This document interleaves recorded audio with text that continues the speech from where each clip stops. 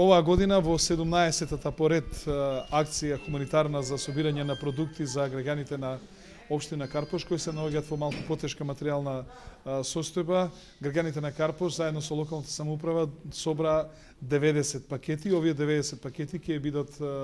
доделени на социјално загрозените семејства, се со цел новогодишните и божитните празници, оние што се од православна вероисповест, да ги